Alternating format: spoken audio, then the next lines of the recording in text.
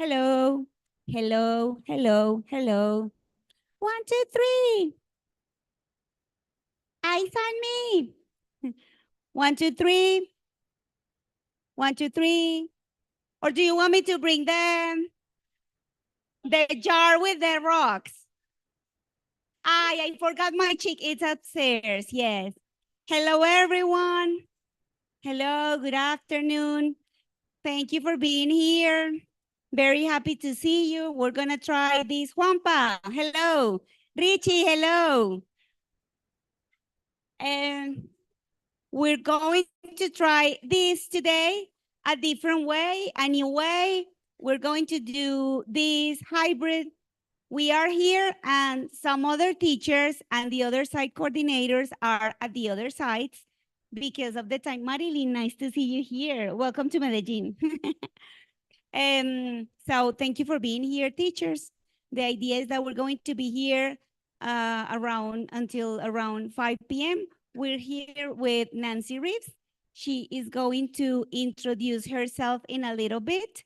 And I don't know if, Nati, can you check, or Maria, if the sites are already, yes, everything is working. Okay, perfect. So hello, everyone over there, Rio Negro, Rio Negro, Molinos, Envigado, Poblado. That's it, right? Yes, yeah. Okay, and cualquier lugar del mundo. Okay, so Nancy Reeves is with you. We're going to work with project-based learning, and Nancy, the floor is yours. I hope we have an excellent time and we learn a lot.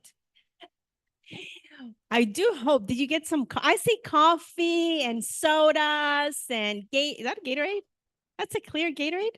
Oh, interesting. Okay, that's empty. Anyway, hi you guys. My name is Nancy. You know what I'm gonna do? I'm gonna do this thing that I did with a bunch of teenagers. You have to repeat after me. Hey, hey, ho, ho. Hey, hey, ho, ho. Hey, hey, ho, ho. This works really well with 250 teenagers, high school level, and they pay attention to you. Anyway, so my name is Nancy. I work with Pearson. I've been in education for over 20 years. I've been from high school, elementary, all the way, actually most of my experience is uni level, uni professor. I've taught in England, in Central America, in the US a lot. And I've done a lot of work. I like to keep myself busy. Anyway, so today we're going to talk about project-based learning. And I know that you know about project-based learning. So I'm just going to give you some information. I'm supposed to stay here, right? I'm going to give you some information about it, but we're actually going to do a project. The intent of this session is for me to walk you through the process as students would do. So if you have any questions, I will clarify. I'm going to give you some ideas. I'm going to give you some information of sites that you can go to and also get more ideas for projects for your students, because we can have material that help us with projects, but sometimes we want something different, right? And there's so many really cool free resources that we can download. And you're going to see that the material that I'm using today is from one of those projects that we're going to do. Okay, so you ready? I have a lot of energy, so I'm sorry about it. Okay, so first of all, we're going to talk about project-based learning. What is project-based learning? It's a teaching method. We know this. Now, before I go into this, you guys have worked with project-based learning. What do you like about it? Do you like project-based learning? Have you done a lot of project-based learning? Yes. What is it that you like and what is it that you dislike? Be honest. Honesty is the best policy. Yes. You want to say something. You say, that's the problem. Well, I was about to talk about what I dislike, and it's the fact about thinking, well, a very creative idea because I don't like a project, so we are going to create a poster, we are going to speak. No, I like thinking beyond. I like to try to be very creative. So sometimes it turns into a very time-consuming activity, like planning. Well, what is the project? What is the most suitable? How do I incorporate everything that I'm supposed to incorporate? So I think that is a thing that well, I would say a dislike, but it's more because it's time consuming, extremely time consuming, especially for my mind. I completely agree with you. What else? What do you like and what do you dislike about PBL? It is time consuming, but there's solutions for that. About project-based learning, I like that it's a way or the way in which students can show what they really know and how they really know how to use the language, right? It's like the proof of meaningful learning. That's what I like. What is not that I don't like, but it's like the difficult thing is that sometimes the evaluation it's a little bit difficult, or maybe parents feel like no, it's not an official evaluation, but I think it's because we don't find the time to explain the rubric to our students and maybe to give them clear objectives and the clear expectations of what they are going to do. So maybe that could be difficult. You mentioned some things that I'm going to talk about. Who else? Anybody else would like to share their ideas about PBL? No? Okay. So, project based learning has a wonderful mission, or it has a wonderful idea. It's to create meaningful experiences with our students. Nowadays, education is all about student centered education. It's all about what the student can learn and what the student shows us to how they do and how they how they know this information. So PBL aims to do this through its strategies. We're going to see that PBL is going to be this student teaching method that it will engage students in a real life or real world application. When we're teaching English, it can become difficult. It's like, oh, what am I going to do? PBL makes more sense for science. No, you can still do it for English. You can still work with projects. And the idea is that the students are going to work with it within a period of time, an extended period of time, through a process. It's not that you guys are going, like you said, the poster, that's a project. Project-based learning, what it does, it tries to make connections with information that you have acquired in different areas. So your students are not just going to be working in English. They're going to display knowledge in social studies, in science, even in math. And that is the objective of PBL, to create a meaningful experience within the classroom, to make it different. For those students that might have a diagnosis, or for those students that are hyperactive, or for those students that don't necessarily know how to show that they know the language, PBL is a great opportunity for them. Why? Because they're going to show us what they know. If you're a kinesthetic student, you're going to be able to build something and then show the information. Now, if you're more of a reader-writer, you can also show your type of information, how you learn information, because the students are also going to read and write.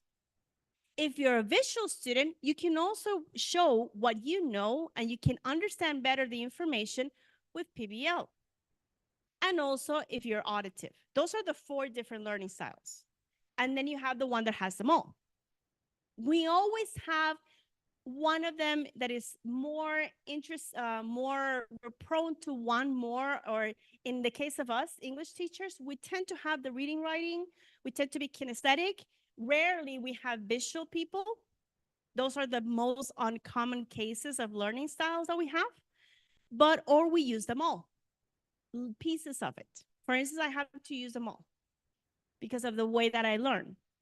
But we don't necessarily know how our students are learning, especially we have different types of ages and we have different types of students. And the cohorts or your groups of students are going to be very, very different. So PBL provides you with a space where the students can actually do a project, show their skills, show their understanding, but also show their leadership skills, show their soft skills. So you're creating a very holistic experience within your students. It's not just content. It's not just academic skills, but you're also going to be working with the way that I can interact with others, with the way that I can communicate with others. Consequently, you're going to be targeting soft skills.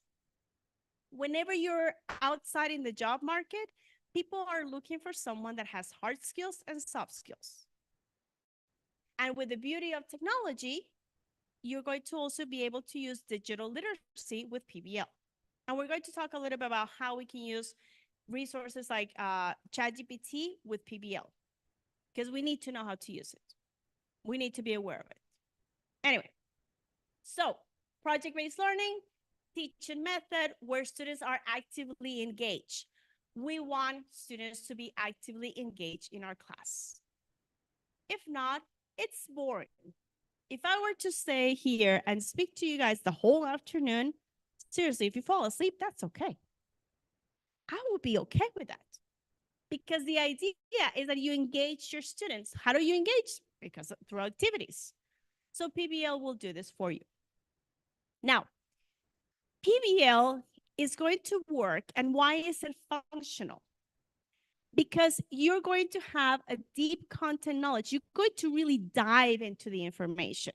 You're going to target this information, and the students are going to really understand the concepts that you're teaching, the vocabulary that you're teaching, and everything else. In addition, you're going to be working with 21st century skills, critical thinking, collaboration, creativity, and communication skills.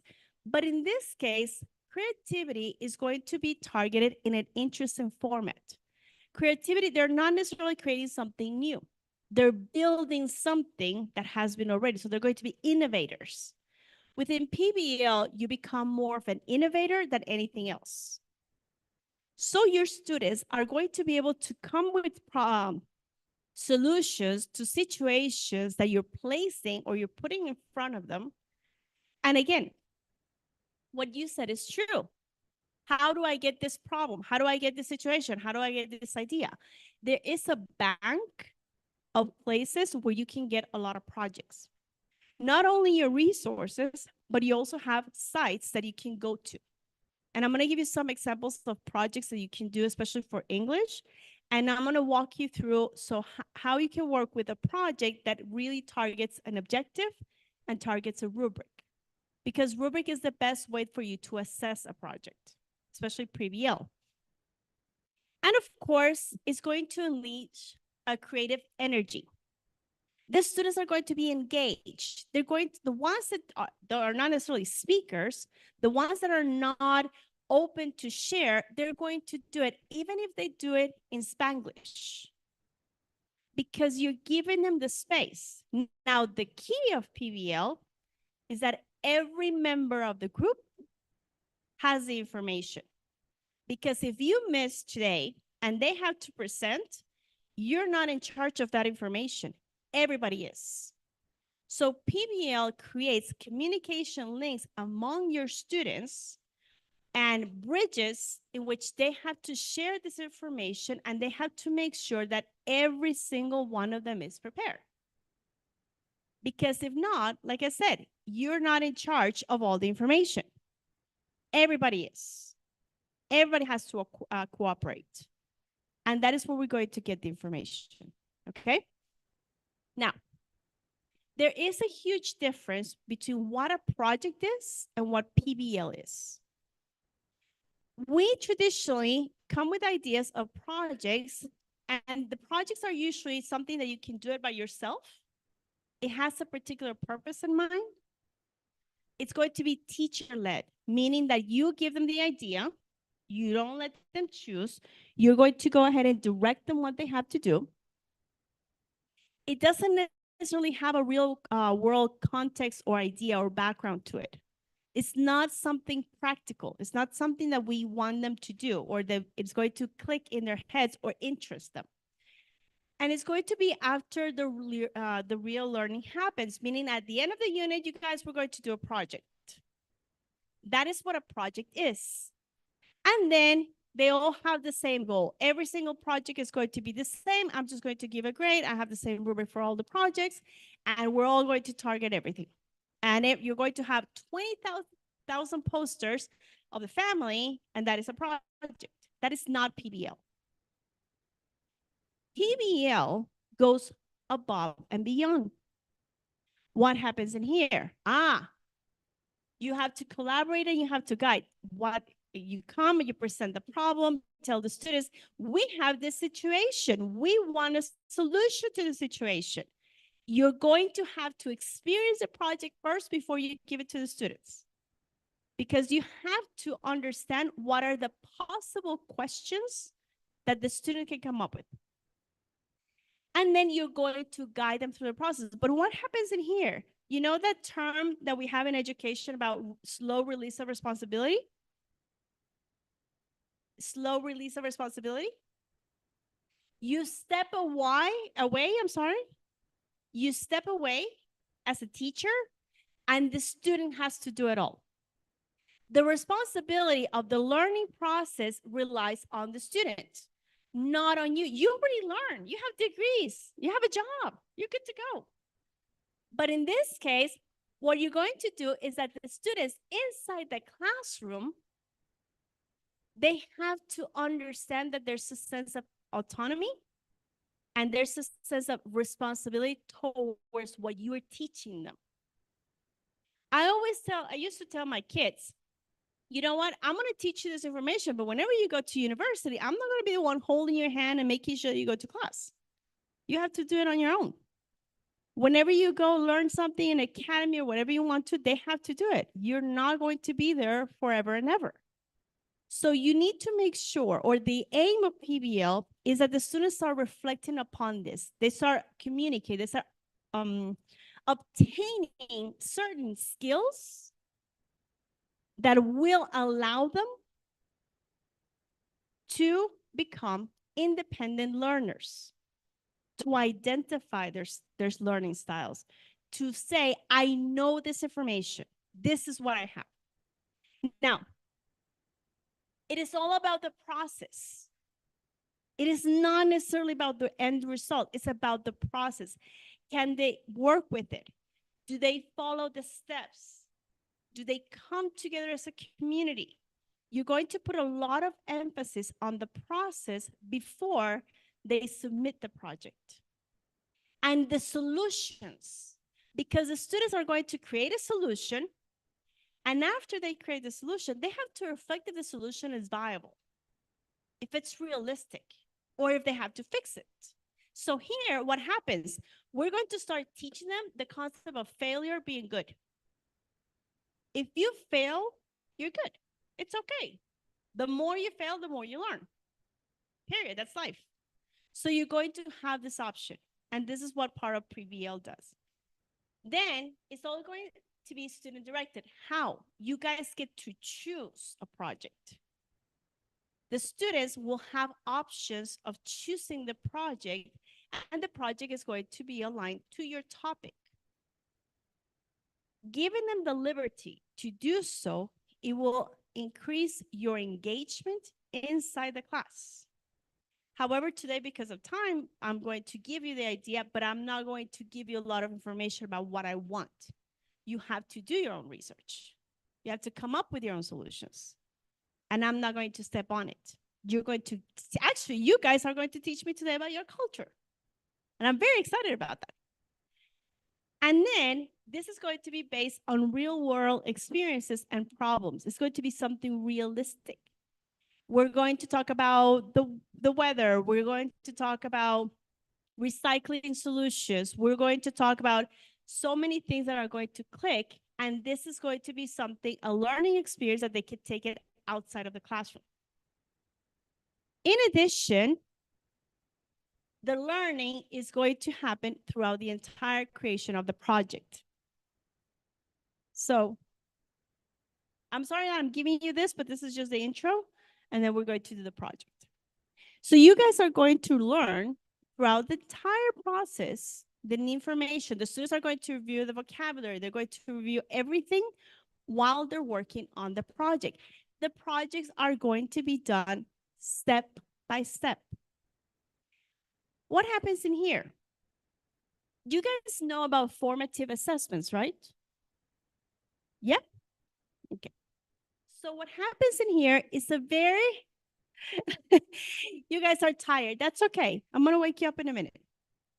Formative approach, what happens in here is that on day one, I am going to say, you guys, today we're going to learn about trees. And the whole week, we're going to be mentioning about different aspects of the trees, of trees. Now, in this case, I am going to be every day telling you why this information is relevant. The formative approach is going to be a building block where every concept that you teach is meaningful. It's relevant. So the students are going to say, what I'm learning in my class is not unnecessary, but it actually makes sense. So what my teacher is teaching me today, I'm going to be able to make a connection tomorrow, and so on and so forth, because it's going to help me with project. That is what I need to know. It's not just learning information for a test. It's learning information for something meaningful. And this is PBL. And then here, students are going to choose. They're going to come up with a solution. You're not going to give them the solution. They have to decide what is a solution or what is a project that they're going to give you. What is it that they're going to emphasize? You're not going to tell them, you guys, I want you to do a poster on the family. That's given. That's a project. That's not PBL. They have to choose the right one. They have to come up with a solution. I am going to ask you to do a project, and you guys are going to choose.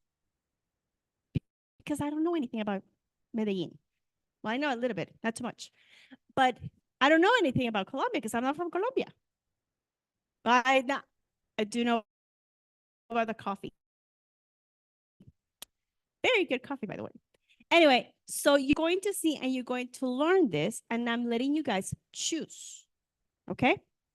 Now, this is an idea. Remember, the dessert is always going to be a project. It's something basic. But the main course where we're going to work in inquiry, where we're going to work with all the real world, the real learning is in PBL. This is the base for this. And this is the base for STEAM, if you guys ended up doing STEAM sometime. So every single one of them is a building block to make those big connections. Again, this is the CERT. It's going to be something within the school. It's something within the institution. It's something within here. But this is information that the students can take outside of the classroom. This is something if you want to build a greenhouse, now they're going to know about how to build a greenhouse outside of the classroom. So you make it meaningful and you make it more engaging and challenging. So you challenge your students, and students can do it all. It's us that we really, and I was saying this yesterday in a conference, we think as adults and we think that the students think that we do, but they don't. They have their mind of their own, and they have their own learning experiences, and they're thriving and they want to learn more. Okay? So far, so good, or any questions? We're good? Perfect. So some ideas that we can do in the classroom before we start working. Brochures. But the brochure is not just writing information about English. Brochure has to be challenging.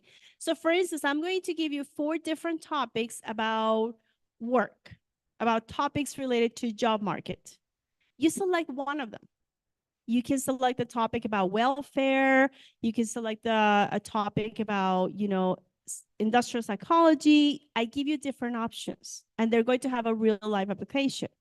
So the brochure is something practical, easy to do within the class, that is not going to be complicated, but the topics that I use are going to be the challenging ones. So the topic is going to be the key element here. Now, the beauty of ChatGPT, you can get a lot of ideas from them. Then you're going to see that you have reports. Reports are also not limited just about looking into something. You have data to analyze, you have images to add, you have so many other things. It's not just writing. It has a lot to do with it, especially if you've talked to your administrators whenever they have to build a report. A report takes a lot of work. And it's not just writing. It's analysis, it's looking into data, it's looking into graphs, it's putting images, making it pretty. So it actually has a lot to do with that. So there you go. There's another way to do it. Flyers have information. What do flyers require? They require research. They also require visual aids. So you're going to see that this project is going to be above and beyond. So now what makes PBL? Because of topics. If you're going to stick it, you have to make sure that it's meaningful, the students can do it and use it somewhere else. In addition, you have presentations. Presentations can be TikTok videos. They can be Instagram reels. They can be so many other things nowadays with technology. You actually can, AI has gone so crazy. I follow this guy from Spain, and you can make your own movies now. There's an application that came out that you just write the script and it builds your own movie. So you can play with that. That's another concept. So presentations are not limited to me like, good morning, you guys. How are you? We're going to talk today about the household items. No, you can actually make it a little bit more creative and using the technology that the students know how to use. Because your students are tech savvy. And the new students are coming, which are the alpha generation, they are screenagers. They were born with a screen. How many of you are parents here? How big is your screen, your TV? Big, 70, 80? How big? Do you have a projector? I actually have a projector in my house. I have one of those Samsung projectors for movies. It's a fantastic investment. Our students, our kids, the ones that are coming in elementary or the younger students are screenagers. They are born with technology. They're born with the use of those resources. They are needing collaboration. They have to have a way to communicate with others because they have lost it. And it is parents' fault sometimes because we give them the tablet, we give them the phone. And whenever the students are coming and learn from you, they come to your class, but at the end of the day, they're by themselves. And that happens all the time. So if your students are using technology and they're so savvy at it, they should be able to they can do fantastic infographics. Canva, I like it. Actually, I learned to use Canva because of my students. And then the posters can also be very interactive, not the traditional paper and pencil. We're going to use paper and pencil because I went rustic, I'm sorry, on this one. Very traditional, very old-fashioned. But you can use a lot of technology. But we're going to combine different aspects. Okay? Now,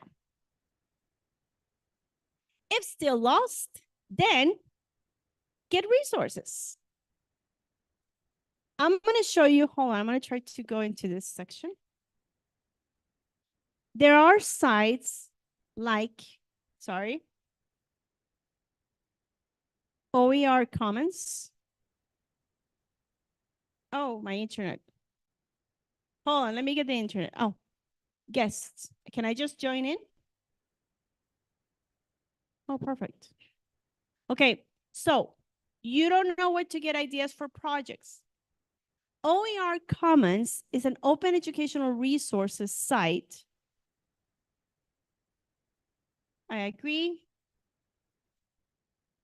It's just I have to accept. You're going to be able to find lesson plans and you're going to be able to find projects that are going to be related to this. So whenever you go to OER Commons in here, no, it's working. No, it's just, I'm just going to show 3 sites.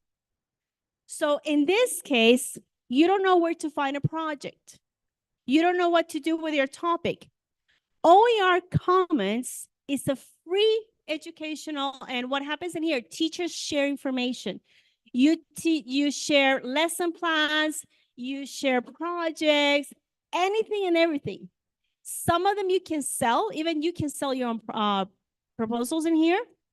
Some of them are going to tell you which ones you can sell, which ones you can't, or you can use. It's going to give you the codes, yes.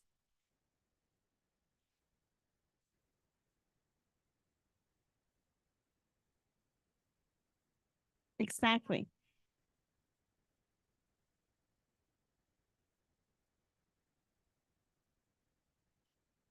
Mhm.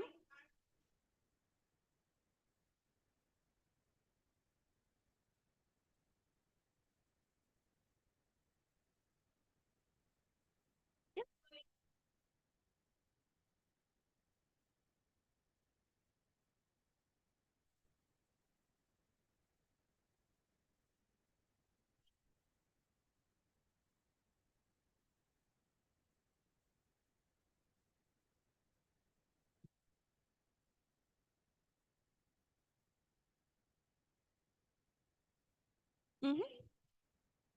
Yeah. Now, the other one that I like to use, thank you for that, is NASCO Education. NASCO Education has lesson plans and activities that you can use in your class. Now, the nice thing about this one is that they come already preset for different grade levels. So the NASCO one, it has some of the resources are going to be very science and very sustainable living type of thing right now. And I know that Colombia has worked a lot with sustainability concepts. You have a lot of information here that you can use. And I'm going to show you, and the projects are just amazing because within NASCO, what happens in here, I'm going to show you an example of a lesson plan, is that they even give you like the objectives, the what you want to do for the grading process. It gives you the objectives. It gives you the material list. It gives you the connections. And then notice that each one of the activities, the handouts are already there. Directions about how to do it.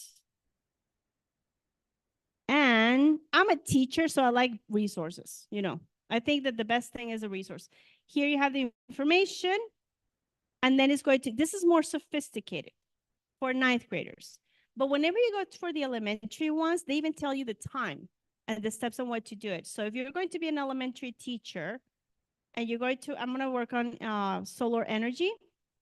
Notice again that it's telling me the time in which I'm going to spend doing this activity. Sorry.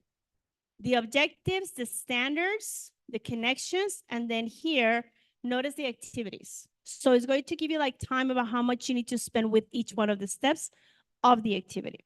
So for me, this one has been fantastic. I used it. Actually, we're going to do an activity from NASCO today.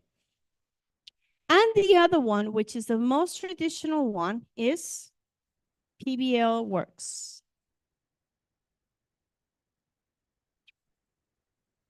PBL Works is actually for project-based learning. They dedicate themselves into creating or offering project-based learning ideas and resources for teachers where you can come up with more material. The social studies, there's one about building a society, which is really, really cool. So you're going to be able to find materials there. So you're telling me it's hard to come up with an idea? Yes, it is. However, since there's so many resources online, you can come up, and those 3 are sites that I filter and I look, and they have some of the best ideas ever. So you can really get good concepts and good projects, solid projects that you can implement inside the classroom with different topics. And of course, you have technology. And I'm going to show you how to use it properly in order for you to get really good projects. Okay? Are we good?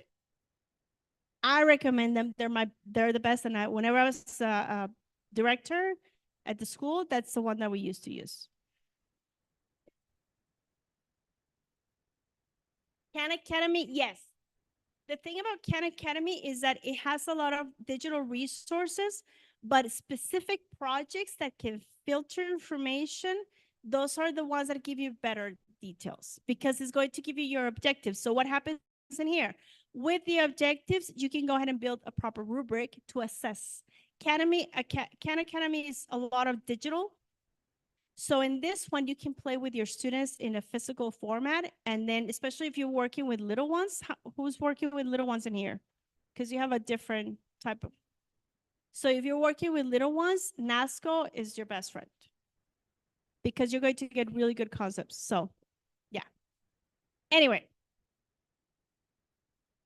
However, I told you, and today we're going to talk about trees, you guys. How are you? Are you doing okay today? So this is me being a teacher.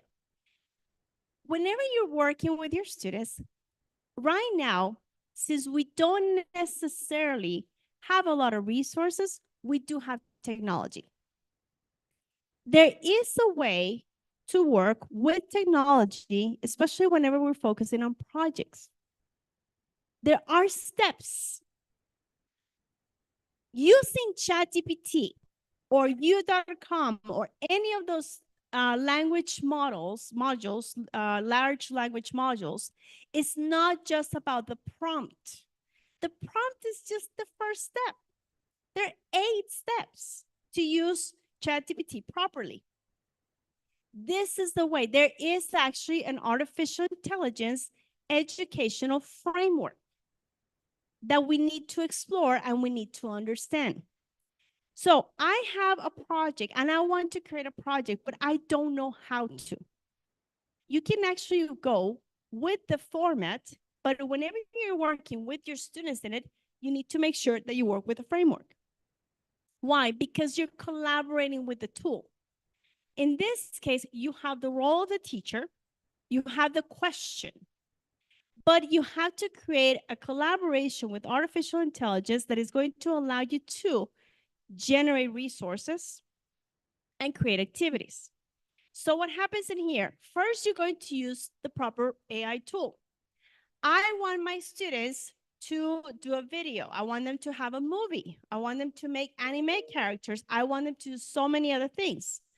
You can actually do so with all the AI tools that come out every single day. There's a number of them. So you choose a tool, but before you're going to choose a tool, tell the students how to use it, and you have to know how to use it. Second, you're going to clarify what is your human role and what is the role of the AI. So we're talking about projects. The project doesn't necessarily need to be fully technology. And why am I giving you this right now? Why am I jumping into resources and now AI? Because that is also a resource. That is also something that you can use. The person is going to be the one generating the project. The person is the innovator. The AI tool is the aid, is the resource, is not the one that is going to do it all. So we need to make sure to understand what is happening. After that, communication, and this is where people say, I'm not going to use ChatGPT because it's so easy, copy pasting. No. ChatGPT is very particular in the information that it can provide you based on the way that you write it. Everybody stays with a prompt, but it's not only about a prompt. Whenever you use ChatGPT, you have to assign it a role. You have to give it parameters. You have to edit the information. It is very, very specific about what you need to do whenever you work with it. So why am I going back to it? Because it is a resource that we're going to use today. It is a resource that is going to help you find the material that you need to follow. And it's also a resource that you can use in your class whenever you're wanting to create a project or whenever your students are doing the research for the project. In addition, never trust anything, not even a person. and never trust people. So if you don't trust a person, never trust a machine. Why? Because ChatGPT is based on information given by a person. So there is a level of misconceptions, there is a level of biases that we need to take into consideration. Always do the proper research for the information that you're getting from ChatGPT. Always, and I'm going to show you how, because there's a matrix. Keep the pressure on. You're going to see that the more we ask, the more we filter the information, the more we're going to put pressure on the device, on the machine, on the tool. And consequently, we're going to stretch it and make it our own. Because if you don't make it your own, you're not giving me an original thought. You're just copy pasting. So, you guys are working on project-based learning. We need to be realistic that technology plays a huge role in project-based learning as part of the resources. So whenever you're going to start including information on ChatGPT, this is the framework. First, you engage in the project. That's how you start with the projects. You're going to start with an engaging or curious component, which is the idea of the project.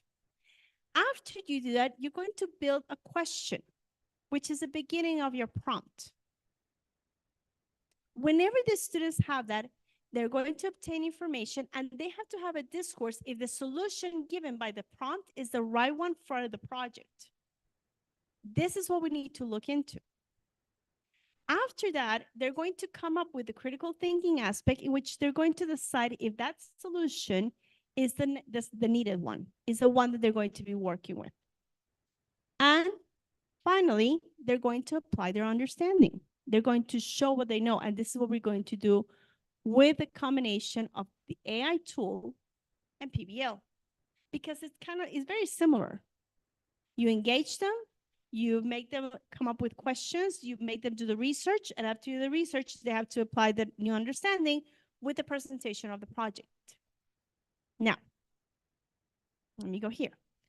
These are actually the 8 steps for you to use ChatGPT. We just introduced a prompt. But whenever you prep the machine to give you the information, you have to follow 4 steps. You have to create the question, give it a role or a voice. Oh, I am a fifth grade teacher. I'm an English teacher.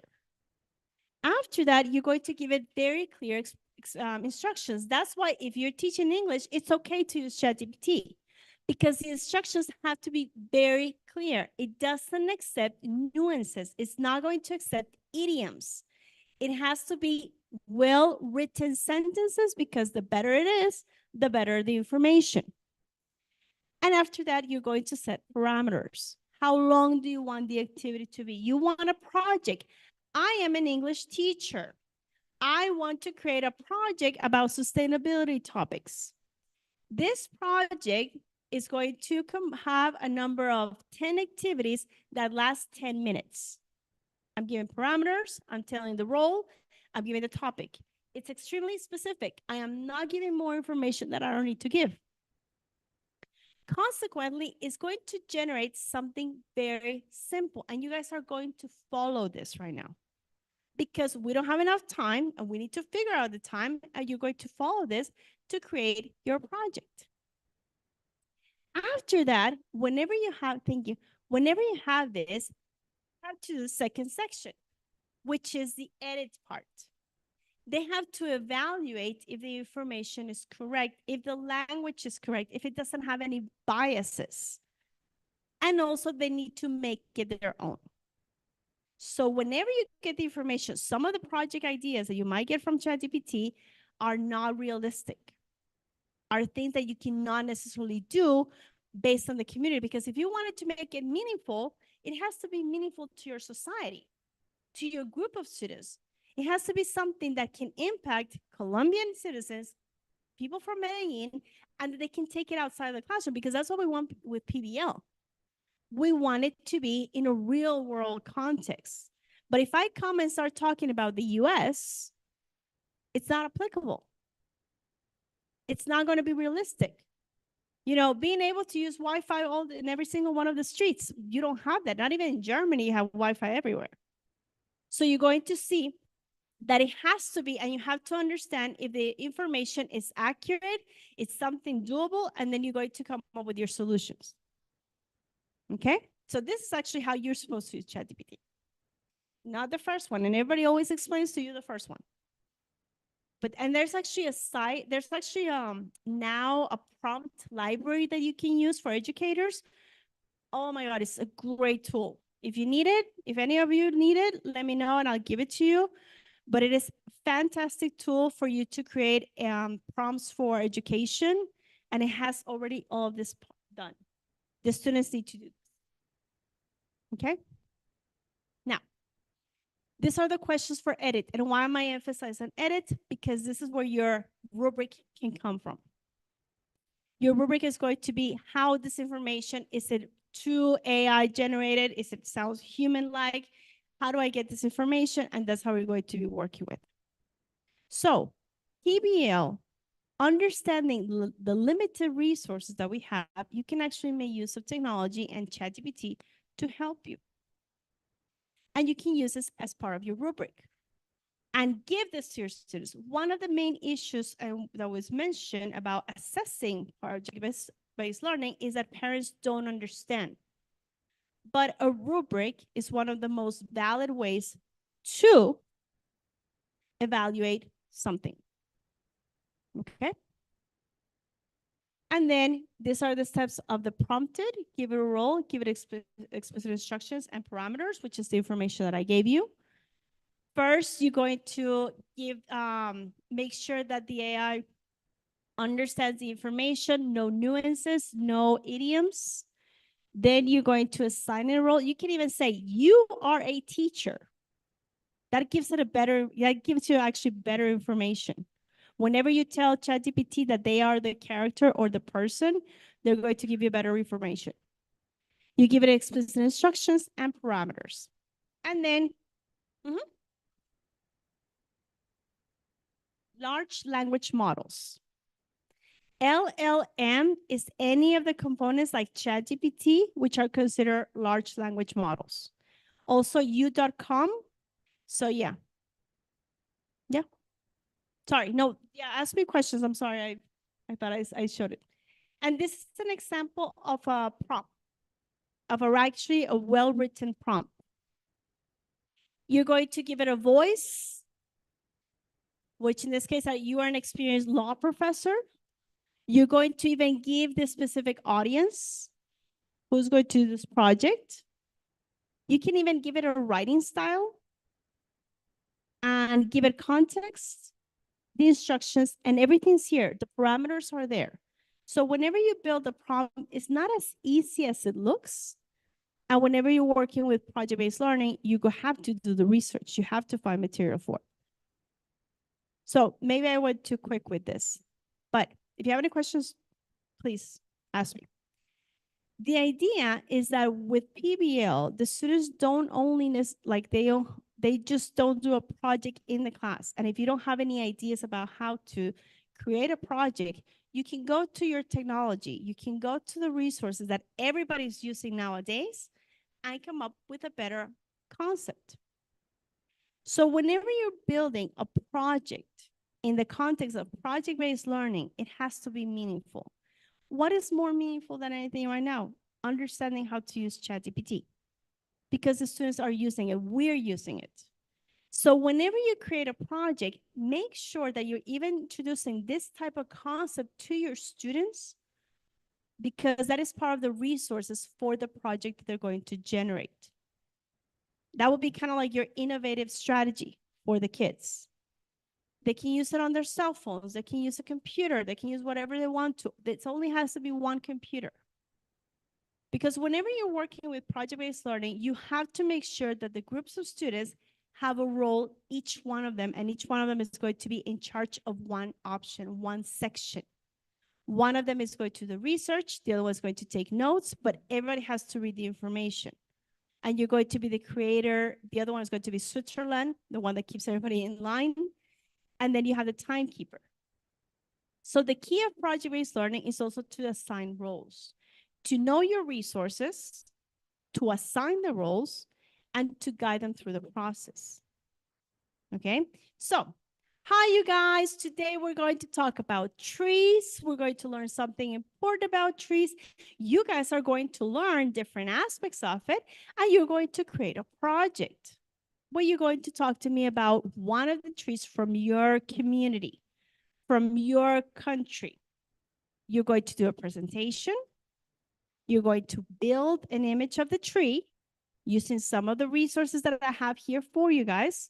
You're going to get your fingers dirty, and you're also going to do the research using ChatGPT. When you use ChatGPT, remember that your role is someone presenting information about trees. Okay? So that will be your role. Notice that I'm explaining to you the information. I already went over ChatGPT. I am going to introduce to you the topic of the trees, and then we're going to generate the project. Whenever you start working with the project, you have to make sure to assign the roles. Yes.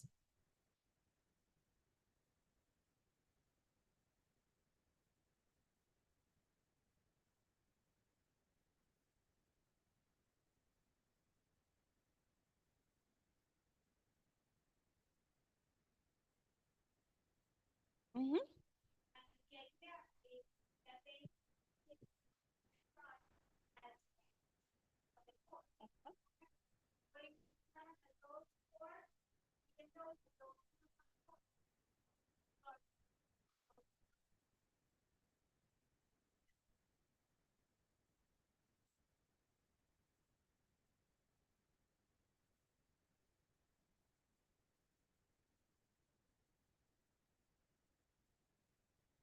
Not a problem.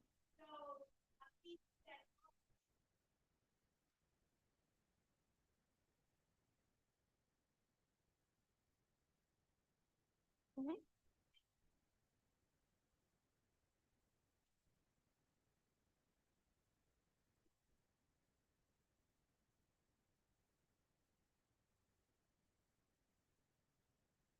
Yeah. Actually, I'm going to show you how this can be done with this time, because I was given a time for you guys. I was given particular time right now because I've explained. That's why. So I have to come up with a project to do in the class with my students. This is actually a project that you can do with young students, with older students, whichever you want.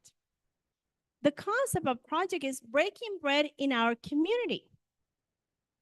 How can we plan and prepare a meal to feed people in our community? If you were to be in a school, you can even make the food. But in this case, the concept is project-based learning. Is this something meaningful? Yes, we can go to a homeless place. We can go feed poor people. We can do that. So it has a relationship to something that they can actually take outside of the classroom. The concept is breaking bread. We want them to have a moment in which they can share and spend time with the community. Now, this project is going to be very, very specific. You're going to have a large scale supper type meal for members. And they're going to plan a meal. Can you do this in the classroom? Can you look for the vocabulary words for or food? Can you do this?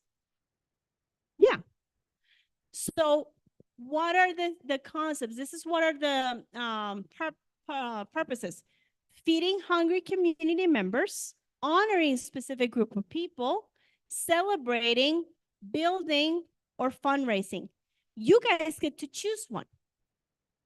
So my group of students in here, you guys are going to have the option of choosing with me having a very specific control of the topic, but you still get to choose. You want to do a fundraising activity. Can we organize this in the classroom? Can we do this in a short time frame? Yes, because they're going to do the research and they can. I'm not asking anybody to go cook anything. I'm not asking them to go and do it and then come back with pictures or evidence. I'm asking them to build the idea or the plan, and then after they do this, they can take it and actually make it something real. After that, these are the products. This is what I want them to give me. Individually, a presentation about an assigned diet or food allergy, sample menu with itemized. So right now, my first step is that individually, every single one of my students they're going to create the research, and they're going to come up with a menu. I want to do a fundraising for vegetarians or vegans. So that is going to be my type. What kind of food allergies? They can do the research. If they lack the information, they can research on ChatGPT. Then, as a team, they're going to give me this. I am assigning roles of students who can come up with all of them, and every single one of them is going to come up with this, and then they're going to present it to me. Can I do this in a class? Can I do this in 40 minutes, in an hour? Yes. It's a simple project that that is doable. Even the one that we're going to do today is something simple. I am not asking them to take it or to make something massive. It's going to be something that I know that I can control because of the age of my students. Now, this has to have some sort of objectives. I need to know what are my learning goals. So my learning goals, in this case, I'm using specific English standards of what I want my students to achieve. I want them to know multiplication, because you know what? My project includes math. They need to buy the products. They need to understand the formula. They need to do measurements. So that's math. Then you're going to have English, because they're going to do the research. They're going to do writing. So I'm combining all the other things. It's going to include science, because it talks about digestive systems. It's going to talk about diets. So notice that I'm using all of it. Now, is this something that you can do within a short period of time? Different ages? Yes. Because it's doable. I'm not asking them to build something crazy. You can actually do STEAM activities. Actually are very useful for this type of purpose of time, especially when we're talking about younger students. They can actually do the project with the control of you as a teacher. And then, what we're going to work right now. So you start presenting the instructions, and you give the students a specific time. Always share the time with your students. Always give them time. Why? Because they need to learn how to do time management. So if I were to present this to you guys, okay, you guys, we're going to build a menu for fundraising, blah, blah, blah, blah, blah. I'm going to give you the instructions. I'm going to assign the roles. So actually, you guys get to assign the roles. And then I'm going to give you specific minutes or time parameters for you to give me the product. What happens in here? If they didn't finish, they didn't finish. But there is a building block of all the steps that they did at the beginning. Because sometimes there might be a group that they take too long discussing something. That is why assigning roles to students in PBL is so fundamental. Because you might take too long deciding on the topic, or too long deciding on how you're going to, or if you were teachers and elementary teachers, you decide to create and draw so many other things. But we need to be practical. We need to understand the objective of our project. Does this make sense? Is it flowing? Is it understood? Yeah? Okay. You guys ready? I already talked too much. My throat's skipping. So we're going to talk about trees. Okay, you guys. So we're going to watch a little video. If it works. Okay, let me see if I can duplicate this. If not, I have the address in here. Okay, so we're going to talk about trees. Hold on.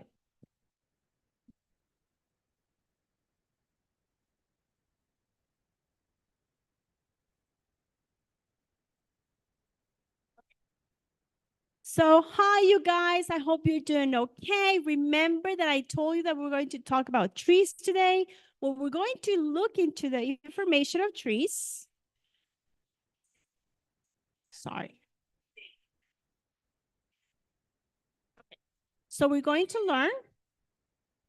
And I want you to pay close attention, okay?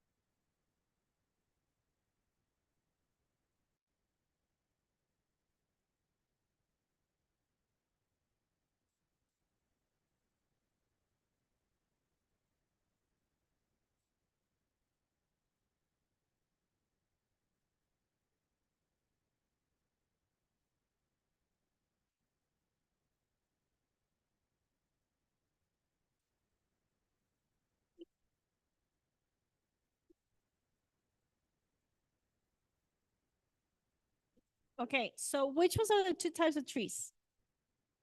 Deciduous and evergreen. Very good. What is the main difference between evergreen and deciduous? Exactly. What is the difference also between the leaves of the color, or one produces one and the other one doesn't? One produces something that the other one doesn't. Very good. This was our close-ended question. We're not going to see the other one. Okay. So you guys, now that we know everything about trees, about deciduous and evergreens, we're going to actually work on a project. So this is the idea of the lesson, right? You have 10 minutes to do it, but we have time constraint. Now that you learn about what are the things that trees need to survive? You know, have you ever seen a tree that is all crooked? Why? Because they're looking for the sun. Every time you see a tree that is a little bit twisted, is because they're looking for the sun in order for them to grow, because they require sunlight. And of course, if you don't have necessary soil, they're not going to grow. Now, in this project, you guys, we talked about the different leaves and we talked about different trees. You will talk to me about one of the trees that you like the most within your community. You're going to work in groups of 5 or 6, and you're going to research information on this particular tree. You're going to build a model of the tree. You're going to talk about the tree, and I'm going to provide you with some material to do it. But before we start, there's going to be little steps that we're going to follow. Number 1, you're going to get into groups of 6, 5 of 6, I think 6 is okay. Wait.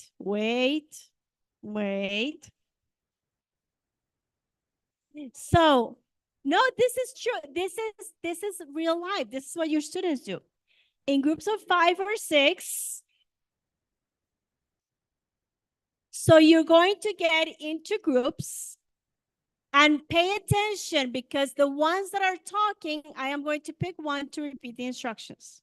You have to ask the students to repeat the instructions for you. You're going to work on this project. You're going to assign a role. Now, I want you to pay close attention to the roles. Timekeeper, researcher, research, the one that is going to do the research. I want you to have the monitor that is going to make sure that everybody's working and understanding. Material manager,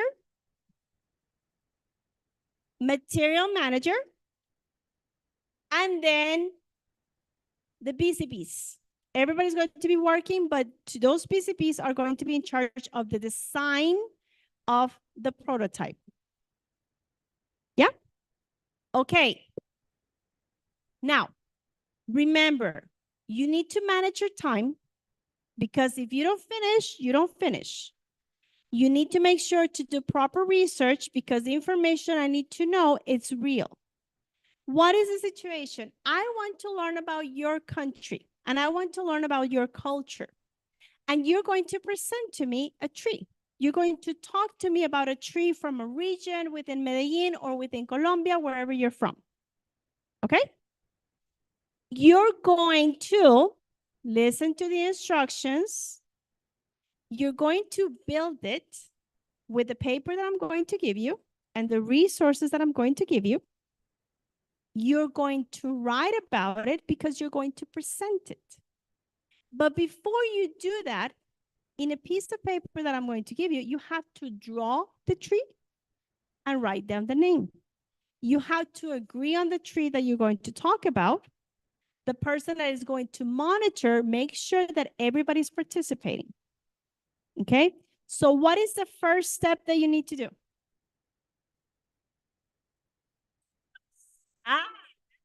Get into groups. Second step. Assign roles. When you guys have done that, I am going to call the material person to get the materials. After you have the materials, what is the following step that you have to do? Select the tree, do your research, very good. And whenever you finish, okay. However, all of this is going to be done with particular times. Right now, 1 minute for the groups. 1 minute. Everybody get into your group. 5, 6 people in each table. I want groups right now.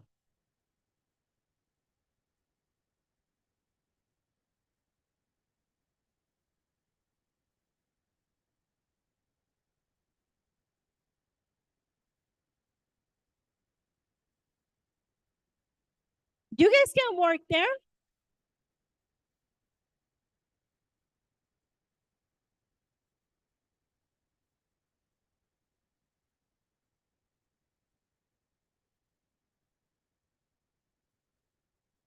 Okay, everybody has a team. Hello. Teams are ready? Okay. Step number 2. You have 3 minutes. Actually, no. 2 minutes to assign your role. Go.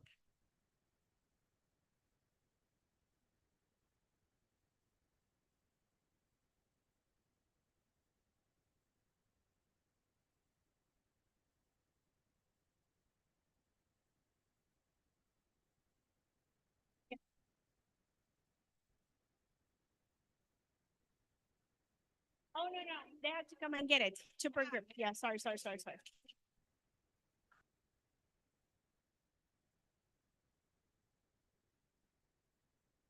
They can decide between.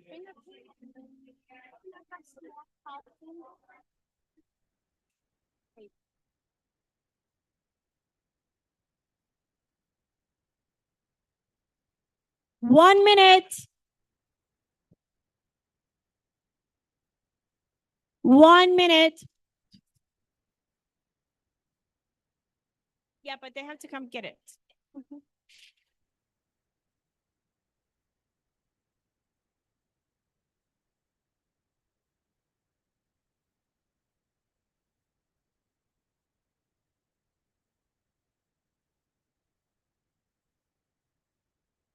Okay, everybody ready? Perfect. Who is the time manager? Timekeepers or time manager, timekeepers. Very good. Who is the material person? Very good. Who does the research? There you go. You can use ChatGPT. But you have to follow the process. We're going to be creating and doing the prototype. Okay. Now, material people, stand up. Material people. Okay, you're going to go with the wonderful ladies and the beautiful ladies, and they're going to give you material. You have 2 big papers, big posters. You're going to have a pair of scissors. Wait. You're going to have a pair of scissors. You're going to choose between either markers or finger paint. And you have some tape and you have some white paper. So, okay, you ready? Go get your materials now. 1 minute, hurry up. Don't have enough time. Hurry up, time's clicking. Don't choose. Time.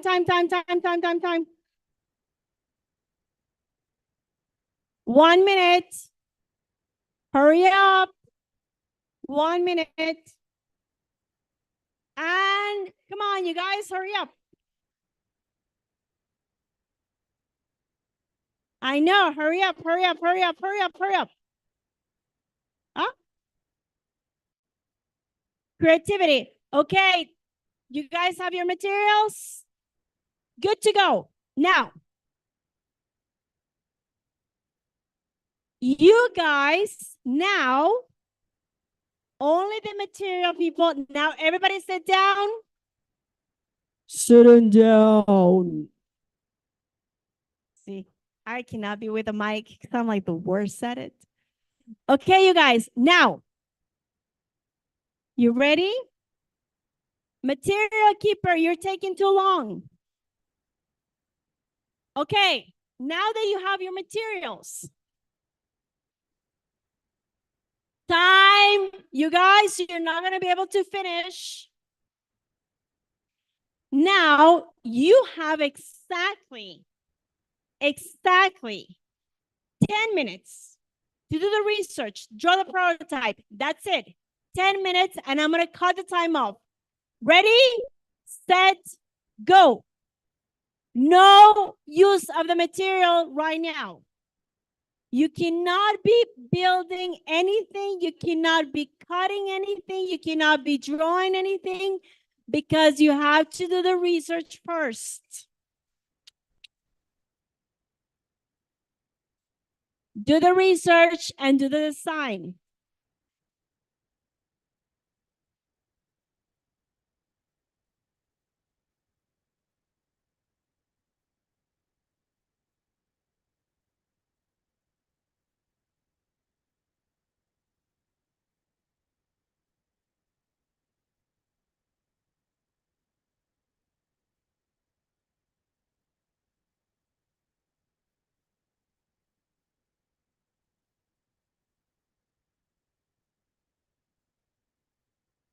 Draw the prototype on the white piece of paper.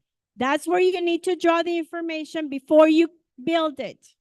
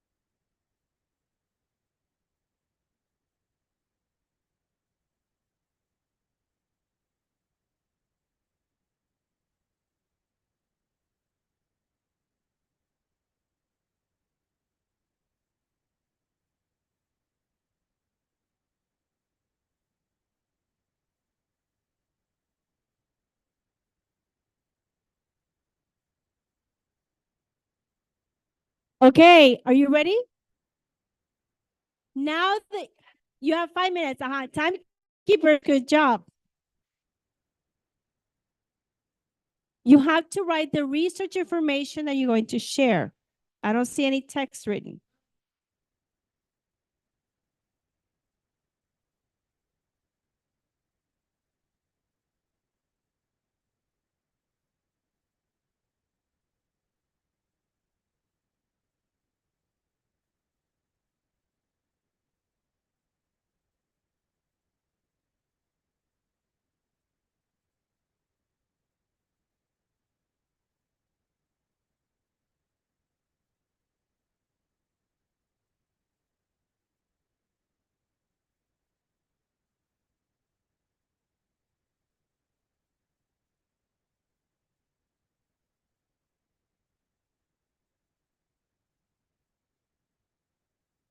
No. You have 4 more minutes and then we start.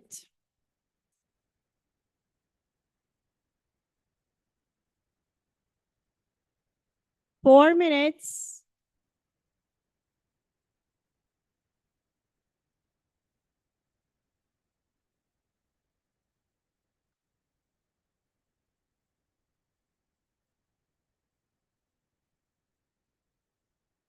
Remember that you need to include if it's an evergreen tree or a deciduous. Remember to include if it's an evergreen tree or deciduous. Ouch. Look at that, so pretty.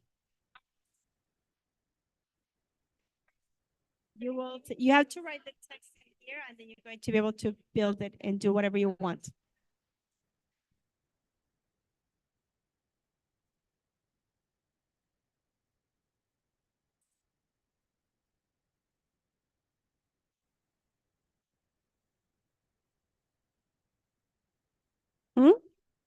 The what?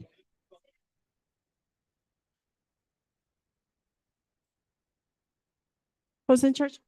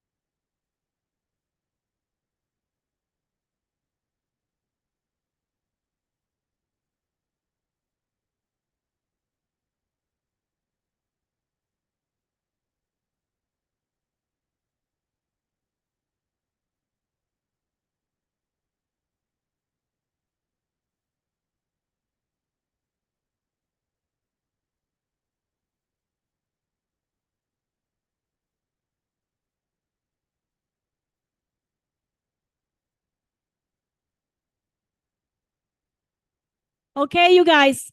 Now, timekeepers. Everybody, fingers up, hands up.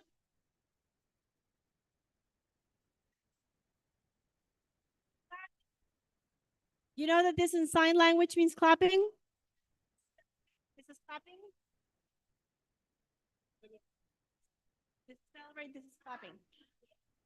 Okay, so I know that we have less time, but now, because I want you guys to present, you guys are going to have 20 minutes to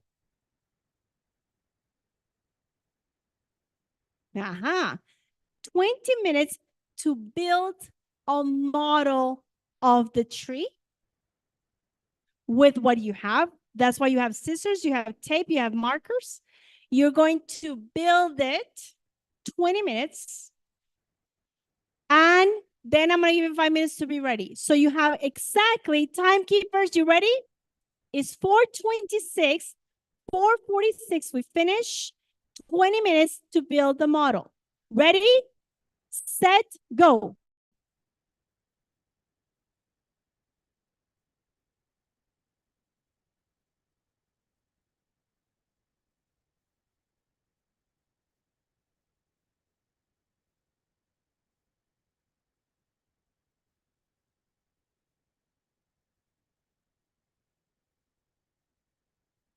Valid question. If you need more resources, use the ones that we have, but only the ones that I gave you.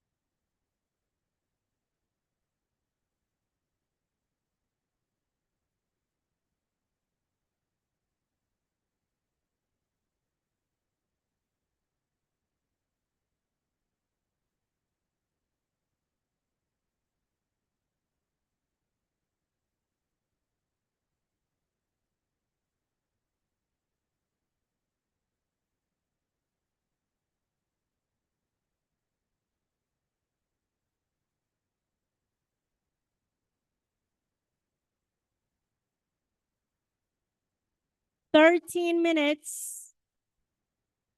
13 minutes.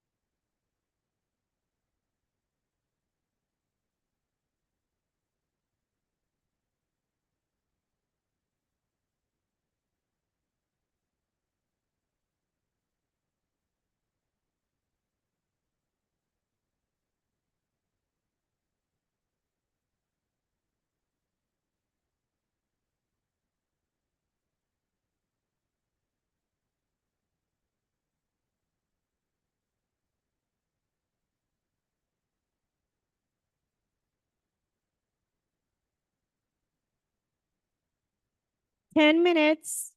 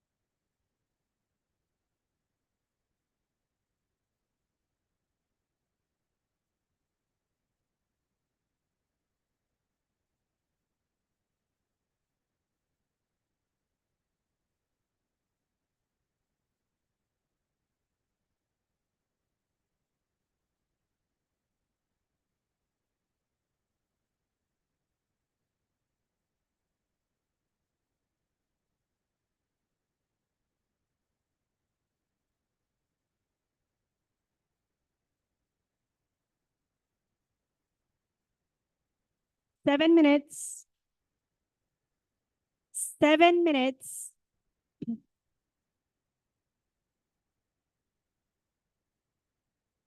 You have to leave your tables clean whenever you finish, by the way. Make sure to leave everything clean because you're going to present.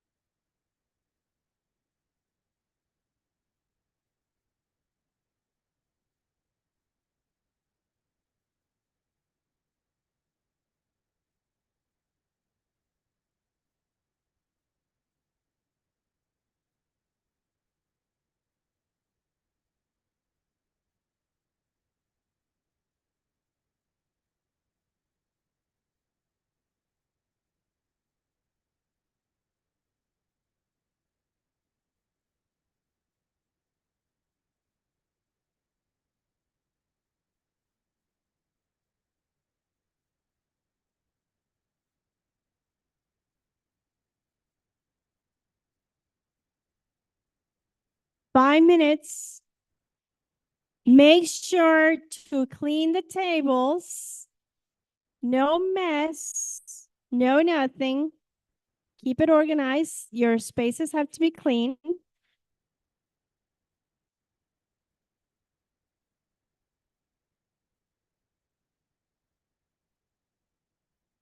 Four minutes.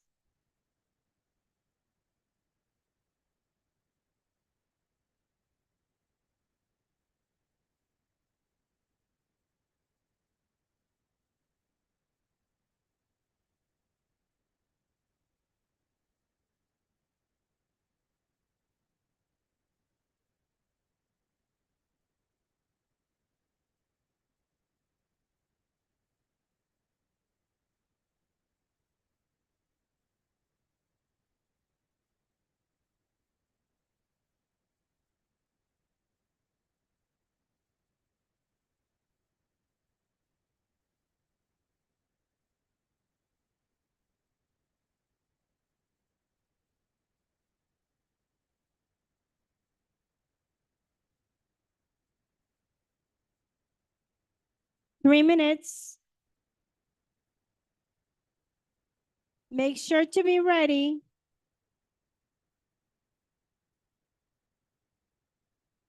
Material managers, if you finish, please return the scissors and the markers.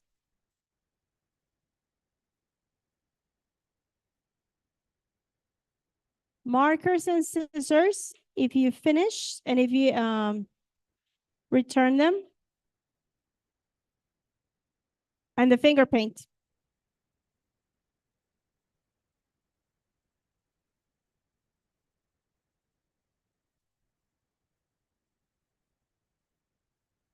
You still have time, so.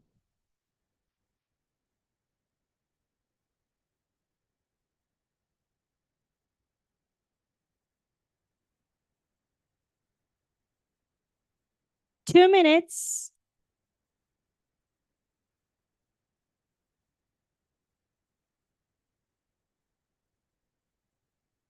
Yeah.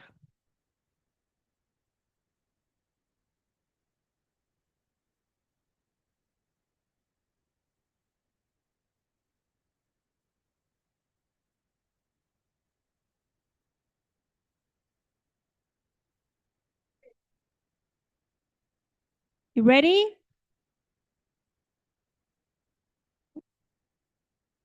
You still have time.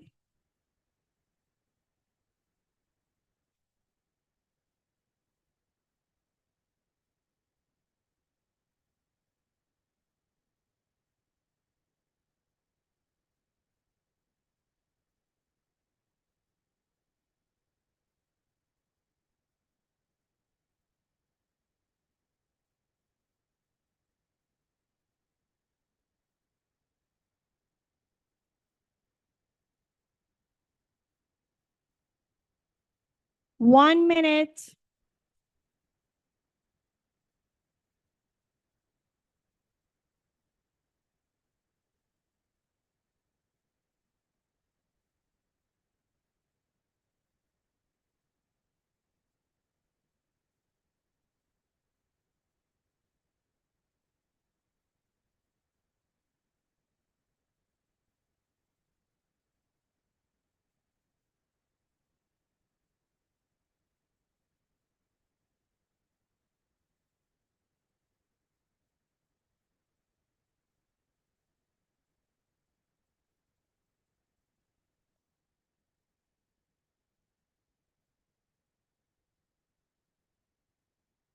Okay, time's up.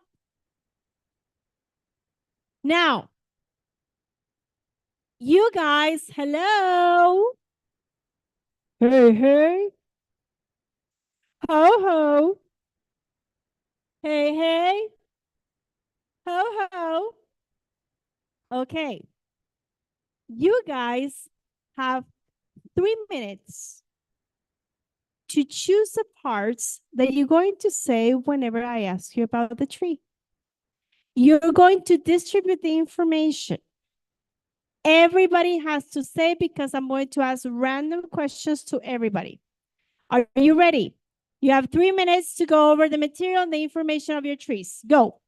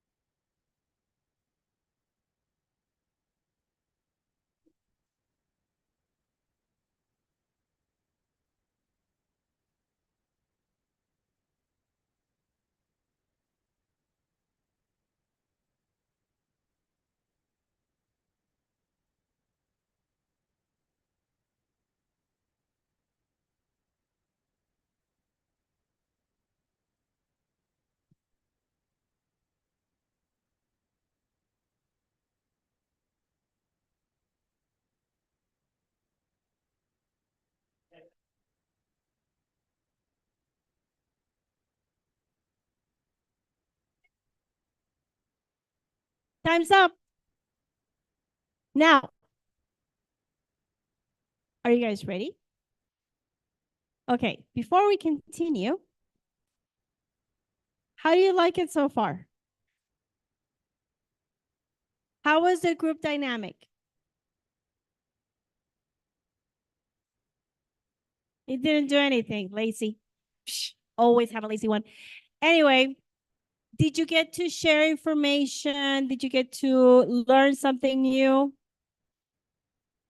Sort of, right? But it's an easy, for me, it's going to be completely new, but for you guys, it's something, is it something that you're familiar with because it's real within your context? No? Some of you learned something new. Some of you learned something that you already know. You started talking about trees and plants and everything else.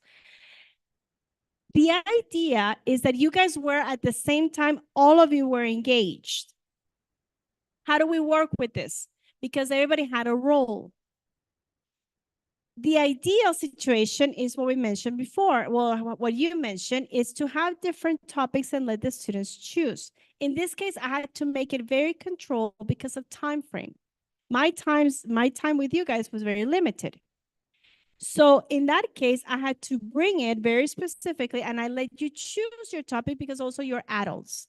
But whenever you're talking about younger people or people that you need to guide, you offer them at least three options within the topic that you're going to discuss. Okay? Now, everybody has to have the information. Why? Because if he doesn't know the information, then the entire group fails. Everybody is responsible, and that's what you need to emphasize to your students. If I were to ask you right now, you should be able to give me all the answers and not the leader or the people that made the research answer for you. Everybody has to participate. That is the group dynamic. That is how you start releasing responsibility, gradual release of responsibility or slow release of responsibility. I've heard it both ways. So you're going to allow the students to really master the information and work with it. Some of you were more creative than others. Some of you were super engaged. Some of you were like, you're a perfect timekeeper, by the way. Now, in this case, oh yeah. In this case, one thing that you should do or take into consideration is that every time that you do project-based learning, the roles have to be rotated. You cannot always be the timekeeper. You cannot always be the researcher. You cannot always be something. You have to allow the students to rotate the roles. Why? Because this is how you're going to discover leadership skills. Okay, and you're going to allow them to explore other options that maybe say, hey, I'm terrible with time. Why should I worry? Whenever you expose them to this, they're going to identify that they're actually good at it. And you have to give everybody the chance. Now, are you ready to present? We have a couple of minutes. We don't have that many because I know that you guys are teaching. So I'm very, very watchful of my time. So, or you have to go home. Who wants to start? Who wants to present first? You have to, the entire group has to come. Come on. The entire group has, you have to bring the tree.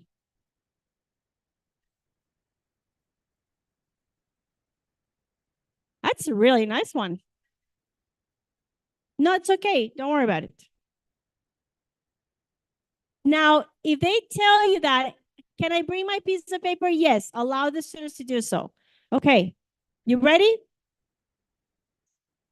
Active listening, entire group. The whole group.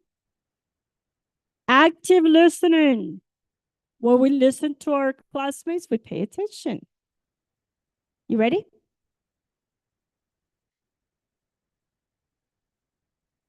He's the master of the camera. Good afternoon, everybody. We are presenting one of Colombia's emblematic trees. This is the Quindío wax palm, or palma de cera del Quindío. Yes, it's the colors are a little bit off. We did not have brown. Okay. In 1985, this tree was named the National Tree of Colombia. And it is protected nowadays because it's very vulnerable. It grows only in mountain forests and in slopes. If it's planted on flat land, it does not survive and it does not reproduce. So that's why it's very vulnerable. It hosts many wild birds. Specifically, we remember it's a green parrot that whose habitat is in El Quindío and in Tolima. Okay, the highest palm tree that they have measured is 60 meters tall. Okay, so it's a heritage. It's our heritage. It's illegal to commercialize nowadays. You know what they used to use it? Why do you think it's called the wax palm? They use That and in the inside, they used to remove the wax to make candles. And nowadays, no, it's because it's illegal to commercialize them. It's an endangered species, right? Okay. And they used to use the wax to make candles, and it's very highly valued by cosmetics industries because it's supposed to be very good for your skin. Eh, okay. You just kill an endangered species tree. Okay. No, no. And they used to use the leaves during Semana Santa, during Holy Week, to elaborate different artifacts. Yes, yes. No, not anymore. That's it. Okay, and some sweet information for all of us who like 100,000 peso bills. It's on the 100,000 peso bill. Thank you. Now, you did perfectly. What kind of tree is it? Is it an evergreen or is it a deciduous? No, stop it. Yeah, because she made a face when I said that everybody need to speak like, oh my God, what am I getting myself into? Anyway, thank you guys. Thank you so much for the information. Okay, there you go. You want to do it?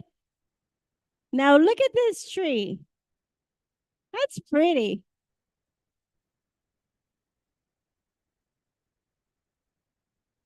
Yes, I'll hold this for you. To read? Can I do it like? Yeah. And so again, our tree is actually over.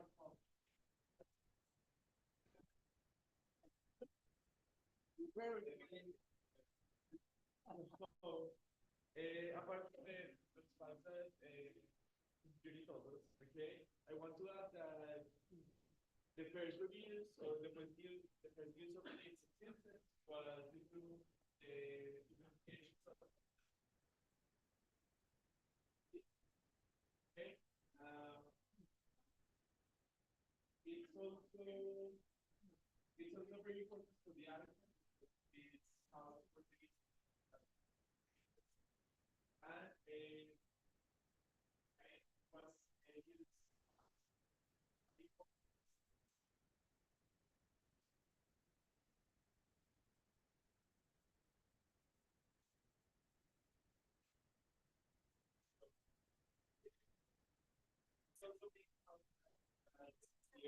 Okay. Because at the other side, they want to leave it to Okay. the Okay. Hello. Okay.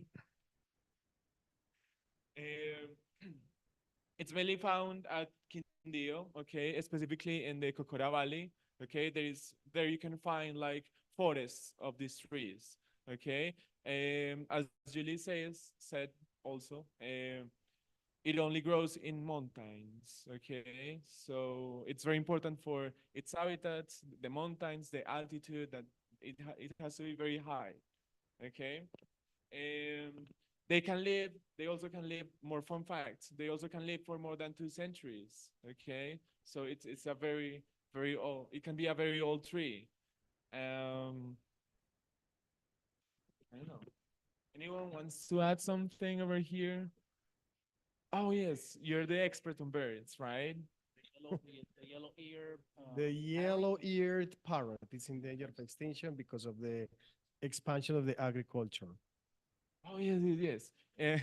It's endangered also not only because it was used in Semana Santa and all of that, but also in the agricultural expansion, because we all know that Quindío is known as the eje cafetero, right? So there are a lot of coffee farms, and coffee here in Colombia like grows in the mountains. That's what makes it special. So yes, yes, yes. So Quindío is like, it's also named like UNESCO Heritage Cultural Site.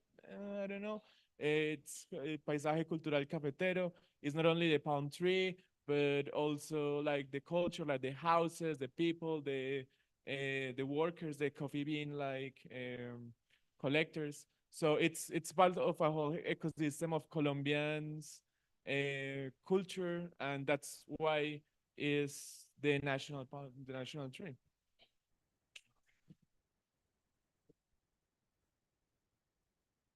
Actually, it's 5. So as you can see, project-based learning, what it did is that you guys were engaged in the process. Everybody participated. Everybody learned something new. New words came into place. And that's the goal. And notice that we were able to do something. We were able to do it behind the screen and in here physically. So you can actually work with it as long as your project is organized and your target is clear. If you have that, then you're going to be able to work with your students, but it is very important to do it this way. Okay. I wish I could present the other ones because they're so pretty. This one's a very different tree, right? What tree is that? Guayacan. Can they do that? Yeah, it's 5. That's why. So, but that one's completely different because the Guayacan, what's the difference between it? Is it a fruit tree or? It's a flower tree. So it produces flowers. Oh, cool. That's so pretty, by the way. Anyway, you guys, just the last thought. Project-based learning is a teaching method where you gain knowledge through the skills and also master skills. And it could be an engaging or complex question, or it can be just a challenge. This was a challenge. And that's the way that you guys get to learn. Okay? And thank you so much. There was a video, but I'll pass it along about project-based learning. Thank you. My name is Nancy. I hope you liked it.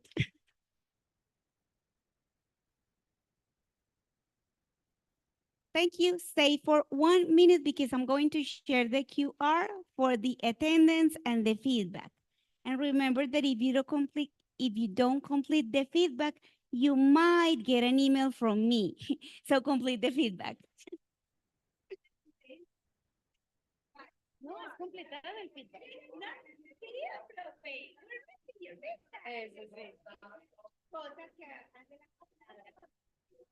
En el parche. Ya todos tienen el QR ahí súper listo.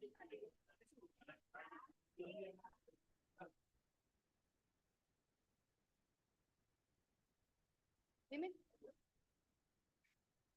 No, I don't. I wish.